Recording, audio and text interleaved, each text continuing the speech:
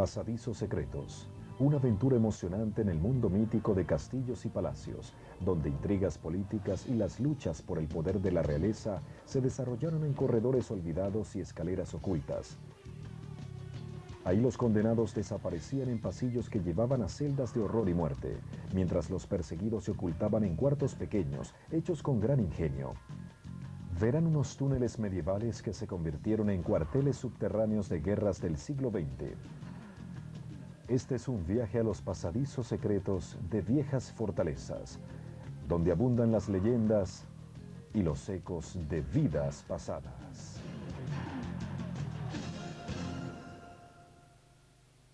Al fin llegaron y con un alfiler penetraron los muros del castillo y acabaron con el rey Ricardo de William Shakespeare. Castillo de Nottingham, siglo XIV en Inglaterra. El rey Eduardo III, de 18 años, con 10 de sus partidarios, marcha por un pasaje secreto, donde lucha por poder respirar. Los fugitivos usan antorchas para iluminar el camino, y su objetivo es salvar a la familia real. Nadie sabe quién hizo ese pasadizo secreto. Se cree que se construyó en el siglo XII, pero no estamos seguros de quién lo hizo y cuándo y para qué se usaba. Pero es realmente un pasadizo secreto que solo era usado de noche por poca gente. El castillo de Nottingham fue escenario de luchas de la realeza. Fue hecho en el año 1068 y por 300 años presenció batallas sangrientas antes de la coronación de Eduardo III. La importancia estratégica del castillo Nottingham es que está situado en un punto entre las tierras altas y las tierras bajas de Inglaterra. A nivel regional, controlaba el camino de Londres a York y también vigilaba un importante cruce del enorme río Trent. Pero ningún rebelde había podido entrar al castillo Nottingham hasta que lo hizo Eduardo III. La niñez de Eduardo III estuvo rodeada de intrigas políticas. Su padre, el rey Eduardo II, era visto como un inepto por muchos súbditos, y eso mismo pensaba de él su esposa Isabela. Cuando los varones más confiables de Eduardo II lo traicionaron, Isabela y su amante, Roger Mortimer, tomaron el poder. Encarcelaron al rey en el castillo Berkeley y Mortimer hizo que mataran brutalmente a Eduardo II.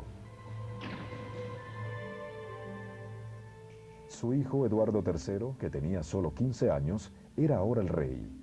Como era muy joven, su madre y su amante Roger Mortimer empezaron a manipular el poder. Lo que sucedía en ese momento era una lucha por el poder para ver quién llegaría a gobernar el reino. Había rumores de que Mortimer quería matar a Eduardo III para apoderarse de la corona. Cuando Eduardo III cumplió 18 años, empezó a temer por su vida. Vivía en el castillo Windsor, en Londres, y pidió ayuda a un pequeño grupo de partidarios suyos. Mientras tanto, su madre, que desconocía las intenciones de su amante, seguía siendo leal a Mortimer. Ellos tuvieron durante 3 años el control ilícito del castillo. Roger Mortimer reemplazó la guardia del castillo y puso unos mercenarios galeses leales a él. La reina Isabela ordenó cambiar los cerrojos de las puertas y rejas del castillo. Isabela y Mortimer no sabían que ni cerrojos ni rejas les aseguraban su control del reino, porque debajo del castillo había un pasadizo secreto, hecho en una masa de piedra en la base del castillo. Tenía 90 metros de largo y subía por escalones desgastados y paredes húmedas y cavernosas. Este pasadizo oculto, de origen histórico y olvidado por el tiempo, era la única entrada al castillo aparte de su entrada normal. Nadie, excepto una persona, conocía su existencia. William Elam era el alguacil del castillo y cuando Mortimer e Isabela tomaron el poder, lo retuvieron a él. Elam conocía bien el castillo y sus puertas y rejas, era leal a la reina, pero no le gustaba la guardia nueva y estaba angustiado porque el castillo estaba amenazado. A pesar de su lealtad, Elam no reveló la existencia del pasadizo secreto a Mortimer y la reina. Era el único que conocía el secreto hasta que lo abordó William de Montague, un caballero de Eduardo III. William de Montague le dijo al alguacil del castillo, William Eland, que si apreciaba su vida debía tomar una decisión, o elegía proteger a Mortimer y la reina en el castillo, o apoyar al rey de Inglaterra. Eland dio la descripción del pasadizo secreto que no conocían el rey y sus partidarios. Con esa información, ellos ahora tenían acceso al castillo y planearon la captura de Roger Mortimer. Ellos deben haber pensado que lo que harían era algo trascendental porque los matarían si fallaban en el intento. A altas horas de la noche del 19 de octubre, Eduardo III, de 18 años, y 10 de sus partidarios llegaron a la entrada oculta del castillo Nottingham. Ellos entraron al pasadizo, cerraron la reja y tuvieron dificultades en la oscuridad para encender sus antorchas. Se quedaron parados sin avanzar, pero Montague tomó el mando y dijo, vamos, los pasos que daremos esta noche cambiarán la historia. Luego marcharon por el estrecho pasadizo sin saber qué hallarían. Paso a paso llegaron a la cima por los escalones. Fue un viaje peligroso. Se resbalaban y trataban de no hacer ruido. Debían actuar rápido. Sus corazones latían mucho porque habían llegado al momento fatal. Corrieron hasta la puerta, la tumbaron y entraron a las habitaciones de la reina. Los guardias acudieron ahí al oír los ruidos y fueron asesinados. Roger Mortimer, que era un caballero hábil y fuerte, participó en la lucha, pero fue vencido. Cuando llevaron a Mortimer hasta el pasadizo, prácticamente lo lanzaron por los escalones. Luchó con fuerza, pero lo tenían bien agarrado y no lo dejaron escapar. Roger Mortimer fue llevado a Londres, donde fue ahorcado, desollado y descuartizado por sus crímenes en contra de la corona. Isabela fue básicamente condenada a un exilio interno y dejaron que se marchitara y muriera en el castillo Rising en Norfolk. Pienso que si no hubieran capturado a Mortimer, Eduardo III habría sido asesinado y se habría perdido la línea de ascendencia real. Eduardo III tuvo un largo y próspero reinado. Fue considerado un buen rey en muchos aspectos. Tuvo una vida larga y murió en 1377. La historia le dio un nombre al pasadizo secreto del castillo Nottingham y ahora es llamado el agujero de Mortimer. Si van al pasaje, verán que es maravilloso. Es excelente. No hay nada igual a esto en ningún otro lugar. Tiene su propia presencia. Uno tiene que tocarlo, olerlo y saborearlo porque es un lugar real. Ahí ocurrieron hechos históricos. En la Inglaterra isabelina, unos curas se esconden de los guardias de la reina en pasadizos secretos y agujeros ocultos. Solo tengo una vida, pero si tuviera muchas, las sacrificaría todas por la misma causa. Extracto del diario del padre John Gerard, 1597. Eran las 5 de la mañana y yo estaba meditando. El padre Southwell empezaba a dar la misa.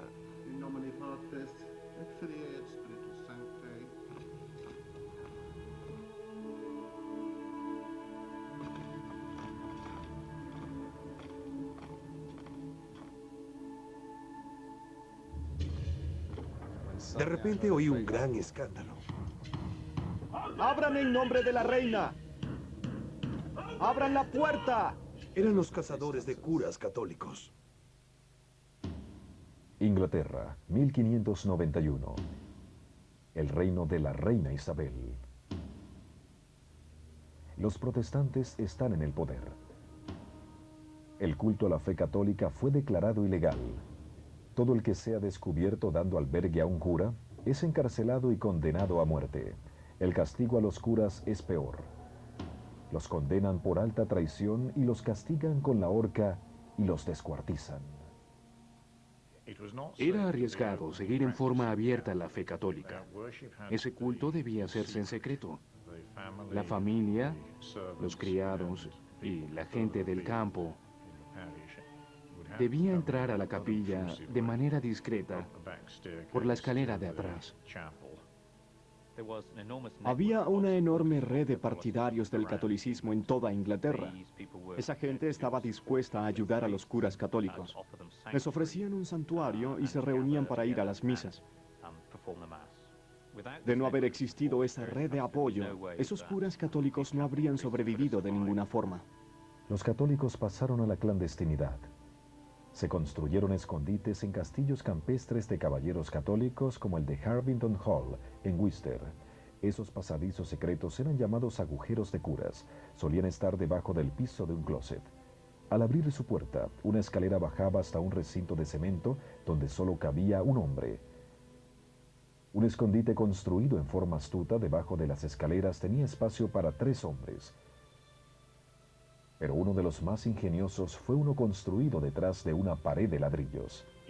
Si se aprieta esta madera aquí arriba, la parte de abajo sale y deja al descubierto un espacio de 2,5 metros de largo, 1,5 metros de altura con suficiente amplitud para que cualquiera se acostara y durmiera.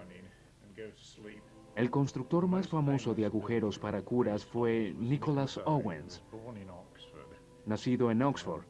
Fue aprendiz de su padre, que era carpintero en Oxford. Era muy bajo y le decían Pequeño John. Medía menos de 1,5 metros de altura y por eso podía entrar a espacios muy pequeños para crear sus escondites. Había ciertos rasgos usuales en las obras de Nicholas Owens.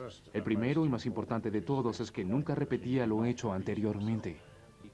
No repetía sus diseños porque si descubrían uno de sus escondites, entonces podrían hallar los demás.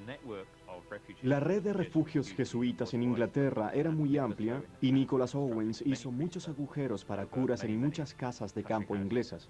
Aún sobreviven muchos de esos agujeros y hay otros que quizá nunca han sido descubiertos. Las tropas más importantes de los católicos eran los jesuitas. Estos eran educados bajo la autoridad papal en Roma y se infiltraron en Inglaterra en pequeños grupos.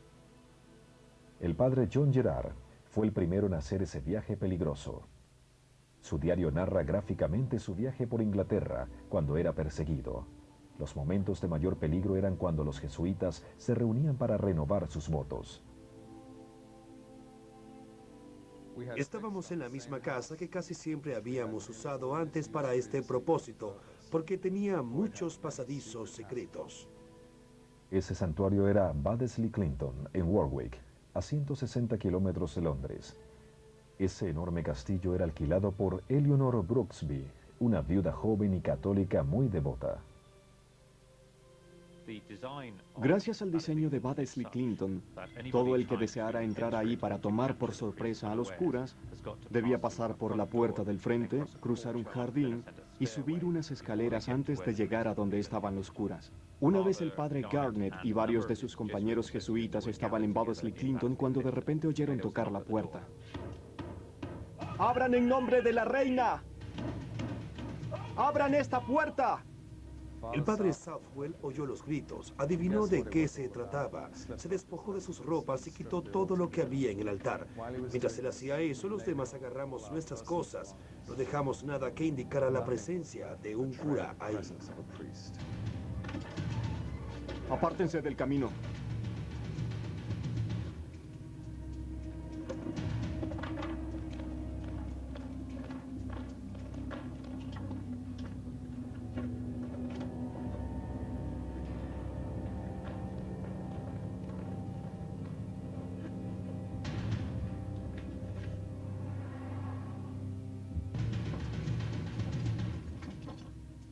El pelotón de cazadores recorrió los pasillos buscando a los curas.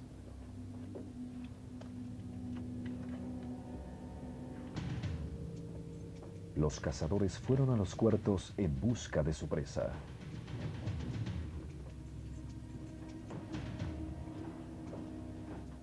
Debajo de sus pies, los curas aguardaban su destino. Recé que por la gloria de Dios no me capturaran en esa casa y poder recompensar luego a mi anfitriona, ni que tampoco me agarraran en otra casa para no causar una desgracia a su dueño.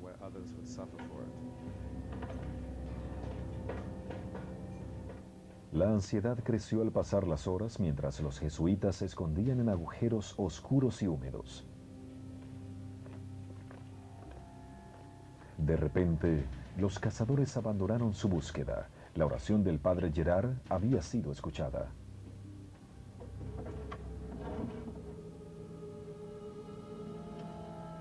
Todos nos salvamos ese día. Esos pasadizos secretos salvaron a los jesuitas, pero 3 años más tarde los cazadores finalmente agarraron al padre Gerard en Londres. Lo llevaron a la Torre de Londres, donde lo torturaron mucho durante 3 días, pero no confesó ni delató a ninguna persona. 6 meses más tarde, el padre Gerard huyó de la torre, pero 7 años después, los cazadores de curas arrestaron al valiente Nicholas Owens, cuyos escondites salvaron a muchos curas. Él también fue llevado a la Torre de Londres y lo torturaron. Si él hubiera hablado, el gobierno habría podido capturar a todos los curas en el campo como a perdices en una red. Murió debido a las torturas el 2 de marzo de 1606. Él resistió y por eso en 1970, fecha relativamente reciente, fue canonizado. El padre John Gerard sobrevivió 18 años de persecuciones. Por asombroso que parezca, vivió hasta los 73 años. Gracias a esos curas se mantuvo vivo el catolicismo en Inglaterra a finales del siglo XVI. Creo que sin ellos habría desaparecido casi por completo. Los cambios históricos no siempre se dan por un solo hecho, sino más bien por varios que a veces suceden en secreto. Exploremos la horrible red de escaleras secretas, celdas y cámaras ocultas de tortura en Venecia, en los pasajes secretos de los condenados en Italia. No puedo volver, pero mantengo mis esperanzas. Imaginemos esto. Usted fue acusado de un crimen. Lo arrestaron y encarcelaron. Su ofensa podría haber sido cualquier cosa: asesinato, traición, apostar, vender libros prohibidos o solo por haber dicho malas palabras. Una vez que usted era interrogado, le negaban el derecho a asistir a su propio juicio o de hablar en su defensa. Usted era conducido por un laberinto de pasadizos secretos, escaleras y puertas ocultas hasta una celda subterránea. Usted no sabía dónde estaba y no podía tener contacto con nadie, excepto su abogado, y nunca le decían cuándo se realizaría su juicio.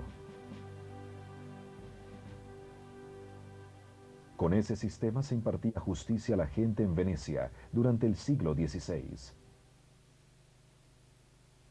El poeta Petrarca dio una descripción distinta a esa de Venecia. Dijo que era un sitio rodeado de agua salada y gobernado con sabiduría.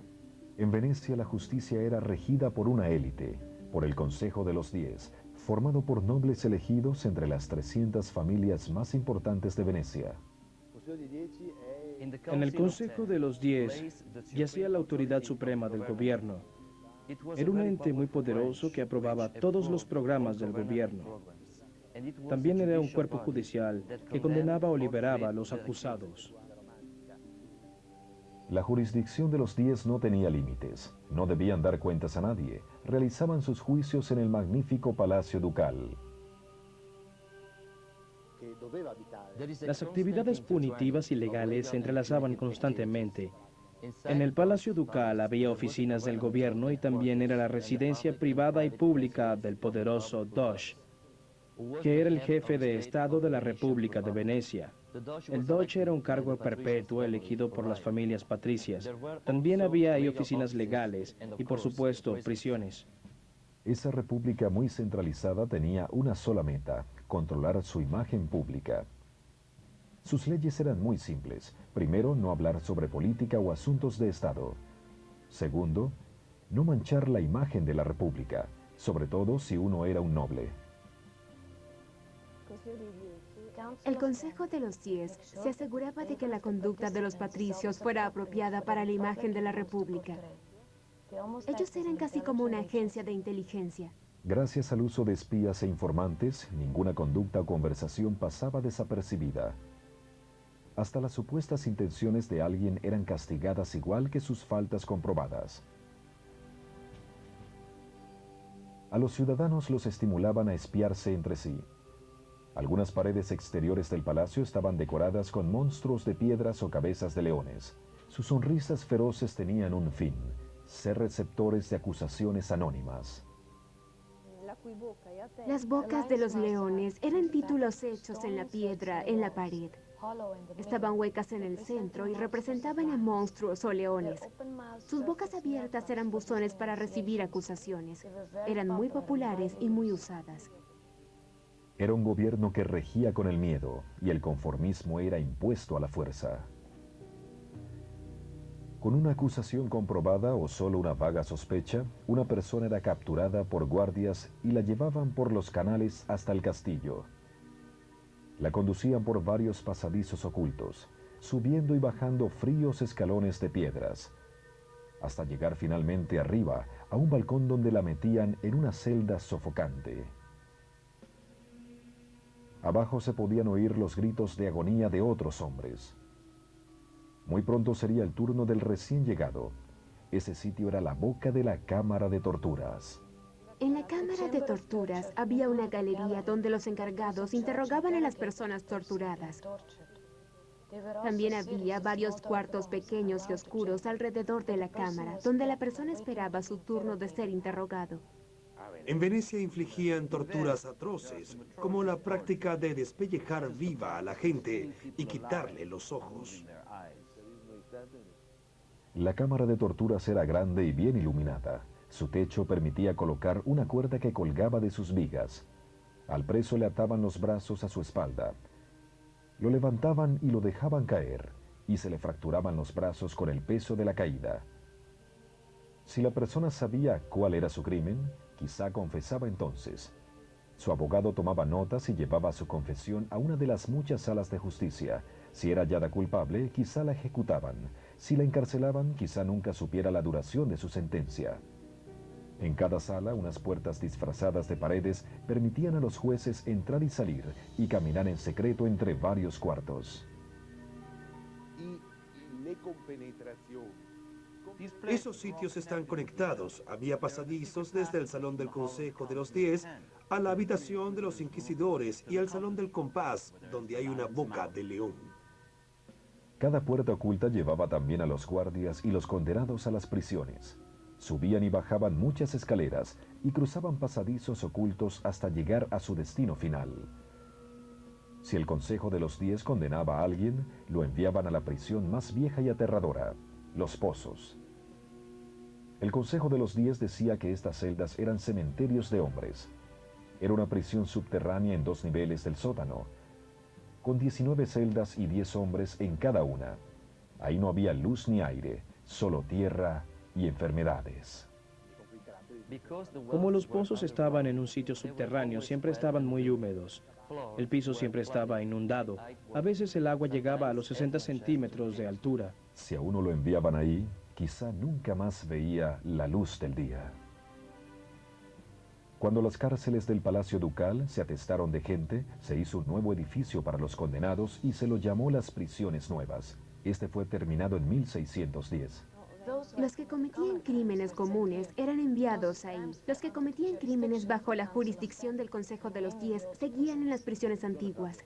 El edificio era hecho de piedra para protegerlo del fuego. Las condiciones en las nuevas prisiones eran mejores que en las viejas. Los prisioneros enfermos y los que necesitaban ayuda médica podían pedir su traslado a ellas. Esas prisiones estaban conectadas con el Palacio Ducal por un puente suspendido sobre el canal. Este estaba cerrado por los lados y el techo, y el interior estaba dividido en 2 pasajes. Un pasillo era usado para llevar al acusado desde el palacio hasta las prisiones, y el otro era para llevar a los condenados a las prisiones. Esa estructura es llamada el Puente de los Suspiros. El Puente de los Suspiros deriva su nombre de los suspiros de los presos cuando eran enviados a las cárceles. Por un lado veían el área de San Marcos y por el otro el canal. En el viaje del palacio hasta la cárcel por el Puente de los Suspiros, el preso se sentía perdido y desesperado. Lo encerraban con muchas personas y esperaba hasta el día en que lo liberaran, si es que eso llegaba a pasar. El preso se volvía otra de las miles de víctimas sin nombre atrapadas por el laberinto de la justicia veneciana de la Edad Media.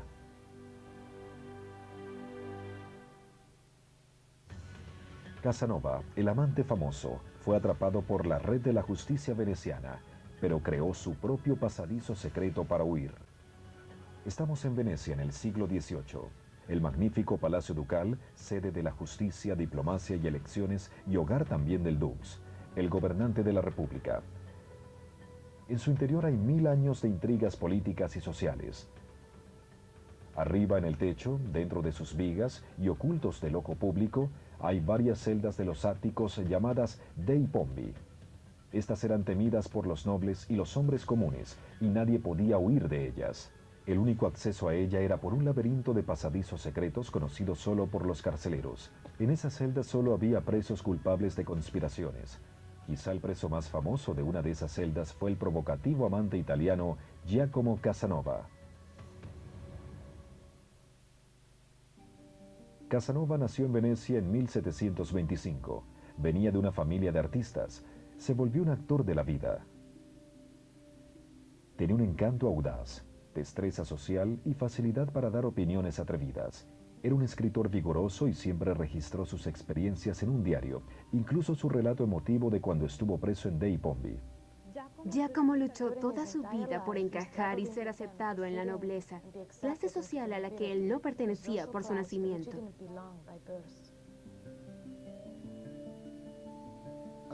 Es verdad que fui un libertino, un jugador, un hablador audaz y un hombre que solo pensaba en disfrutar la vida. Pero con eso no cometí ninguna ofensa contra el Estado. Venecia era regida por un cuerpo alarmante de jueces severos, el Consejo de los 10. Casanova fue atrapado por sus manos malignas. Nunca supo quiénes lo acusaban y por qué lo hacían. A él lo arrestó un policía en su casa en mitad de la noche. Fue llevado en una góndola a la nueva prisión. Al entrar ahí, giró a la izquierda y luego de subir y bajar varias escaleras pequeñas y oscuras, llegó por fin al puente de los suspiros. Cruzó el puente y entró al palacio. Subió otro tramo de escaleras y llegó al segundo piso. Cruzamos una habitación y entramos a otra, donde había un individuo vestido como un noble que luego de mirarme fijamente dijo: «Sí, es él, métanlo en la cárcel». Pasó de la libertad a la prisión. No lo enjuiciaron, ni interrogaron y tampoco lo sentenciaron. No podía creer que me hubieran sentenciado sin que me lo dijeran y sin informarme por qué habían hecho esa cosa. Sabemos con seguridad que el juez tenía documentos que lo acusaban de ser un espía, un jugador y mago, y de estar asociado con embajadores extranjeros. Su participación en la vida de familias aristocráticas lo volvía en un hombre peligroso. Pero ninguno de esos cargos fueron confirmados, y Casanova, de 30 años, fue enviado a la cárcel dei Pombi. Era una cárcel terrible donde hacía un frío brutal en invierno y un calor sofocante en verano. Tenía 7 celdas a prueba de escape en el 5º piso, ventanas con barrotes estrechos de hierro y el piso daba a las salas de la corte abajo. La única salida de ahí era por una asombrosa red de pasadizos secretos. Cuando Casanova se dio cuenta de que estaría mucho tiempo preso, empezó a calmarse y a planear su huida. En una de sus caminatas diarias, Casanova halló un pequeño pedazo de hierro que lo convirtió en una herramienta. Trabajó durante meses haciendo un hoyo en el suelo. Planeaba huir de noche a través de los cuartos de los jueces abajo, pero 2 días antes de su escape, los guardias le dijeron que lo mudarían a otra celda. Pasé por 2 pasillos estrechos y luego de bajar 3 escalones, llegué a una sala muy iluminada. Al final, a la izquierda, había una puerta que daba a un pasillo de 60 centímetros de ancho y 3,5 metros de largo. En la esquina estaba mi nueva celda. En ese momento de pena no presté atención a la vista desde ahí. Los llevaron a una celda frente al mar y aumentaron drásticamente su vigilancia. Ahora no podía practicar un agujero en la pared y por eso debió pensar en otra forma de huir de ahí. Me di cuenta que el guardia no revisaba el techo y me dije a mí mismo que esa era la vía para salir de este sitio de tormentos. Casanova empezó a escribirle a otro prisionero, el padre Marin Balbi, un monje de la celda de al lado. Casanova tuvo suerte de ponerse en contacto con él, porque era difícil que los presos se comunicaran entre sí. Él pudo hacerlo al intercambiar libros con el padre Marin Balbi. Casanova ideó un plan de escape. Le envió al padre Balbi una Biblia que tenía dentro su instrumento para cavar y unas instrucciones. Le dije que perforara con el instrumento el techo de su celda cerca de la pared que nos separaba. Así él estaría arriba de mí y después debía practicar un agujero en el techo de mi celda y ayudarme a escapar por él. El monje logró hacer eso en menos de un mes. Al llegar a la celda de Casanova, lo ayudó a pasar por la abertura. Eso les permitió a los dos caminar por el borde del techo encima de las celdas. Hallaron una ventana sin rejas que les permitió entrar al ático de la prisión. Ahí hicieron un agujero en el suelo y bajaron a la oficina de la Cancillería secreta. Desde ahí empezaron a buscar una forma de salir. Al salir de la Cancillería, bajaron 2 tramos de escaleras y entraron a la única puerta abierta que había, pero debieron pararse. La puerta principal estaba cerrada y vi que no podía abrirla. Así que el resto debía dejarlo en manos de Dios y la providencia. Casanova se asomó por la ventana que daba al patio. Alguien lo vio y pensó que se había quedado encerrado. Y por eso fue y le abrió la puerta. Sin perder un instante, me apresuré a bajar las escaleras y el monje siguió mis pasos. Casanova corrió por la escalera dorada y luego por la de los gigantes y llegó a la plaza de San Marcos. Sin mirar a nadie, llegué hasta el canal y me metí en la primera góndola que vi. En el escape más audaz en la historia del palacio, Casanova atravesó la red de pasillos secretos que llevaban hasta la libertad. Después se limitó a bajar la escalera principal y salir por la puerta del frente, y se fue a la plaza de San Marcos. Había estado preso durante 1 año, 3 meses y 5 días. Cuando era un anciano, Casanova escribió esto. Creo que mucha gente muere sin haber reflexionado nunca, no por falta de inteligencia o razón, sino porque nunca han sido perturbados o conmovidos por eventos extraordinarios. Era una situación desesperada. La única salida era por el mar.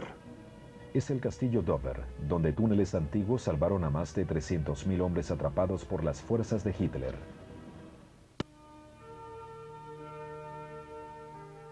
El castillo Dover ha sido llamado por mucho tiempo el guardián de la entrada a Inglaterra. Está en los acantilados blancos de Dover y su fuerza es visible desde muy lejos. Pero oculto a gran profundidad en los famosos acantilados blancos yace la clave de las defensas del castillo. Una vasta red de pasadizos secretos subterráneos. El origen de esa compleja red de túneles, cuartos y pasillos se remonta a la época medieval. La historia llena de conflictos y hechos heroicos del castillo Dover resuena en esos túneles y empezó hace 2000 años. La gente ha reconocido la importancia del castillo Dover desde la Edad del Hierro. Desde ahí se ve Francia y por eso era un punto básico para defender a Inglaterra. Si uno la atacaba, debía tratar de tomar el castillo. Dover fue el primer castillo hecho con defensas concéntricas y era prácticamente impenetrable. Tiene muros externos e internos también, y después está su alcázar. Así que posee varias barreras que cualquier atacante debía superar y vencer antes de llegar al corazón del castillo. Nadie antes del sitio de 1216 intentó vencer las barreras del castillo Dover. El sitio al castillo Dover empezó en mayo de 1216. El príncipe Luis llegó de Francia. Sus tropas marcharon rápido por el sur de Inglaterra y tomaron muchas ciudades y pueblos. Su ejército llegó a Dover, preparado a tomar la valiosa fortaleza, pero ¿cómo podían hacerlo? Hay formas de entrar a un castillo medieval. Una es atacarlo directamente si sus defensores están desprevenidos con la puerta abierta. Otra es matar de hambre a sus ocupantes. Eso es efectivo, pero tarda mucho. La tercera es bombardearlos hasta que se rindan. Eso quería hacer el príncipe Luis en 1216. Al fallar el bombardeo, Luis probó otra táctica. El castillo Dover está encima de un acantilado de Dover. Por eso es fácil construir un túnel por debajo. Eso fue lo que hicieron los franceses. Cavar debajo de un castillo es difícil y complejo. Hay que crear un pozo y después empezar a cavar debajo de sus paredes. Una vez adentro se colocan ramas secas, les enciendes fuego y huyes. Luego hay una explosión y la caída de los soportes del pozo derriba las paredes de piedra. Eso hace que el castillo quede al descubierto. La mina francesa explotó y cayó la puerta del norte. El enemigo avanzó y empezó un brutal combate entre los escombros. El castillo Dover resistió el ataque y lo hizo gracias a la moral y espíritu de lucha de la guarnición. Esa salvación milagrosa hizo que los británicos vieran la importancia de los túneles. Al fortificar luego al castillo Dover, se selló la puerta norte derribada y se cavó un túnel debajo de ella hasta unas puertas conectadas en las afueras del castillo. Ese pasadizo secreto y seguro hizo posible que la guarnición reforzara sin riesgos sus defensas al ser atacada, y cuando fuera necesario, atacar en secreto a sus enemigos. Unos 600 años después, ante otra posible invasión francesa, Dover expandió sus pasadizos secretos. A finales del siglo XVIII, en la época de Napoleón, se veía desde el castillo a la flota de Francia preparándose para la invasión desde el otro lado del canal. Los británicos esperaban a los franceses y se ocultaron en sus túneles. Los túneles medievales del norte del castillo fueron modificados para crear defensas ahí. Pero los principales túneles hechos en las guerras napoleónicas son los que provienen del frente del acantilado. Esos túneles son únicos en la historia del ejército británico porque fueron hechos para hacer barracas subterráneas para los soldados. En 2 años se hicieron 7 túneles desde el frente del acantilado a 15 metros debajo de la superficie. La ventilación provenía de pozos verticales que llegaban hasta arriba en el castillo. La caliza era fácil de cavar. 4 túneles eran para los soldados y 3 para los oficiales. Los extremos de los túneles tenían fachadas de ladrillos, puertas y ventanas para entrar y tener luz. Había un pasadizo que iba a la parte de atrás y unía los 7 túneles a otra entrada al castillo. A todos se les puso ladrillos para evitar los derrumbes. En épocas de crisis podían vivir hasta 2000 hombres en esos nuevos pasadizos. La amenaza de invasión disminuyó 1 o 2 años después, cuando Napoleón fijó su atención en Rusia. Aunque Napoleón no invadió a Inglaterra, los túneles fueron importantes 150 años después, cuando el castillo Dover volvió a ser una fortaleza del frente de batalla en la Segunda Guerra Mundial. Mayo de 1940, el ejército alemán dominaba al ejército francés. 300.000 tropas británicas, que ayudaban a los franceses, estaban atrapadas en una playa en el norte de Francia. A 36 kilómetros a través del canal inglés estaba el castillo Dover. Su red subterránea de pasadizos secretos estaba llena de gente que pensaba en una meta casi imposible, realizar un rescate audaz a esos hombres en peligro. El proyecto se llamaba Operación Dinamo, pero llegó a ser conocido como Dunkerque, el rescate naval más dramático de la guerra. Fue dirigido por el vicealmirante Bertrand Ramsay. Él conocía bien a Dover. Fue capitán de un destructor en la vieja patrulla de Dover en la Primera Guerra Mundial. El papel del castillo en Dunkerque fue crucial. Fue un cuartel seguro desde el cual el almirante Ramsay pudo organizar la evacuación.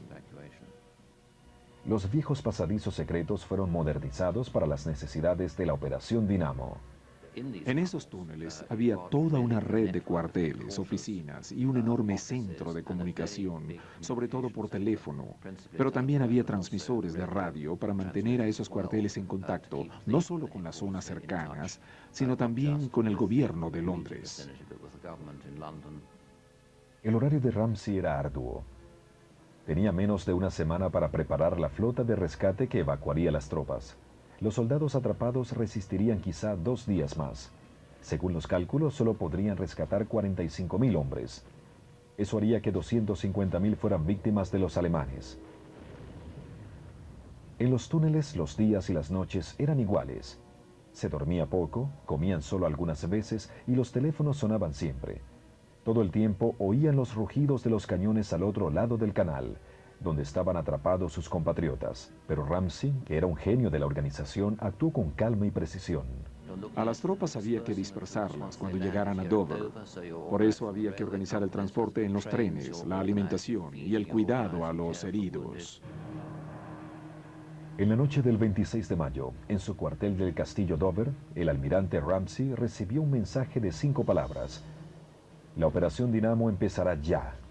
Ramsey despachó sus barcos para rescatar a los hombres atrapados.